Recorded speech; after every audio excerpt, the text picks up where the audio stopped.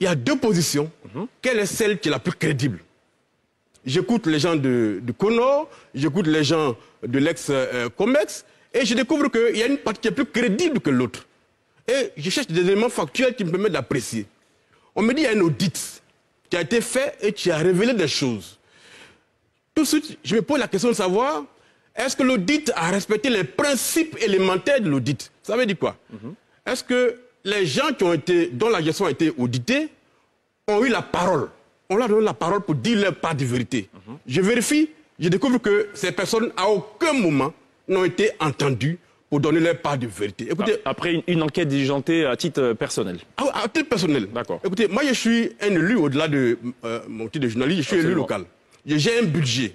Si demain je pars de la mairie et que l'inspection d'État veut contrôler ma gestion, quand ils viennent faire un audit, s'ils veulent comprendre comment ces pièces ont été produites, la seule version qu'il peut avoir, qui est la plus crédible, c'est celle que moi je peux donner.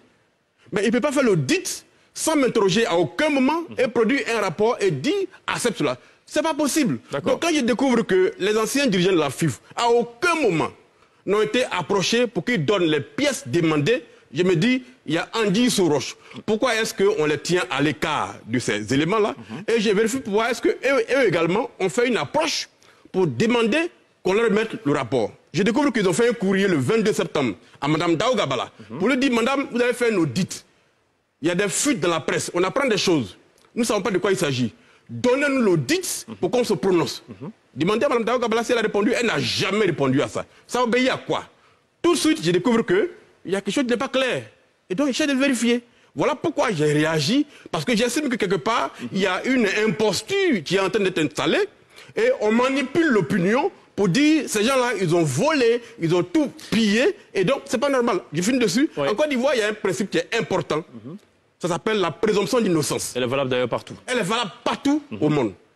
Tant que quelqu'un n'a pas été convaincu d'un délit jugé et condamné en l'État, on ne peut pas le livrer à la vindicte populaire. D'accord. Toutes ces valeurs-là, je réagis toujours. Ça, c'est un pan de votre papier. L'autre pan concerne finalement la légitimité même du Conor. Oui. Que vous remettez, je dirais pas en doute, mais bon, c'est tout comme. Ah oui, bien sûr, mais il n'a aucune légitimité. Donc, pourtant, le Conor émane de la FIFA via la CAF. La légitimité procède d'une désignation démocratique. Le Conor a été installé en usant une sorte de voie de force par la FIFA pour installer le Conor. Parce que la FIFA estimait que les forces en présence ne s'entendaient pas, il y avait trop pas. Justement, c'est pour ça que j'ai dit ils ont une sorte de base légale puisque la FIFA a le pouvoir de faire ça, mais ils n'ont aucune légitimité parce qu'ils ne sont pas l'émanation des clubs qui sont les membres actifs de la fédération. C'est ça la légitimité. Mais pourtant, les clubs ont accepté la décision d'installer le Conor. Les clubs n'ont pas eu le mot à dire sur le choix, la décision de la FIFA. Ils n'ont pas contredit non plus. Oui, mais il ne peut pas contredire. C'est une décision hégémonique de la FIFA. Personne ne peut aller contre ça. Même pas un gouvernement. Le processus qui est comme ça. Mais vous parlez d'anguille sous roche tout à l'heure. Vous disiez en fait que c'était louche. D'après vous, pourquoi elle procéderait comme ça? Pourquoi le Conor procéderait comme ça? Oui, mais c'est la question que je me pose. Parce que le Conor a un objectif précis. Ils ont une feuille de route qui est très précise. On leur a dit, il y a eu un blocage au niveau des élections. Il y a un problème d'interprétation des tests. Venez toiletter les tests. Mettez une commission en place. Allez aux élections. Voilà la mission. Et pour ça, ils ont eu 12 mois. 12 mois.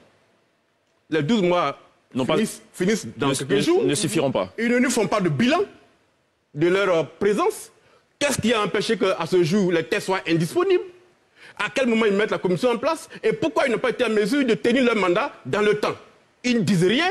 Ils nous distraient avec des rapports d'audit, avec des rumeurs qui balancent. Elle a expliqué que les textes toilettés ont été envoyés à la CAF, et la CAF, dont elle est l'émanation, donc est censée retourner et renvoyer les textes. Je pense qu'ils sont revenus. Oui, mais ça, c'est pas de ça qu'il s'agit.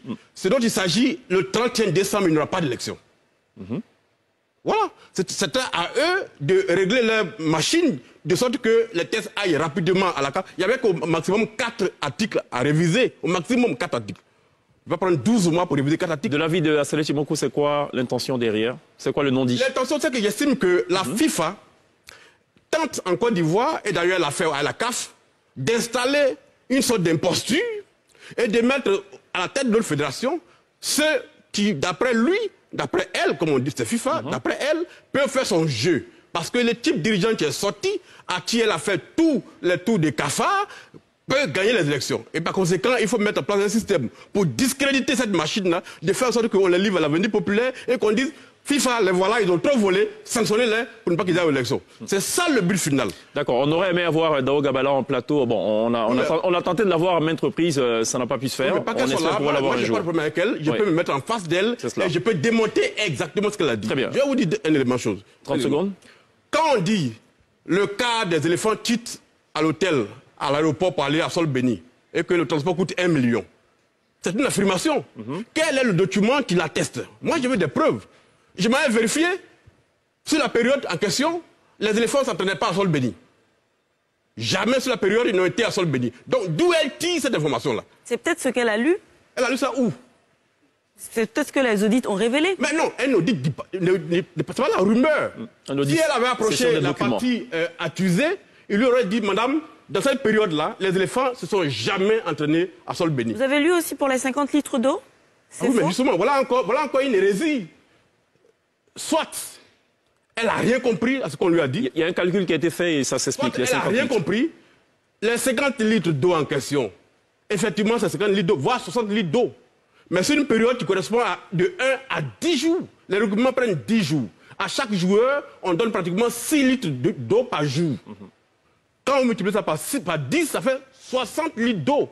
Ça ne veut pas dire qu'un joueur boit 50 litres d'eau par jour. Où on a vu ça?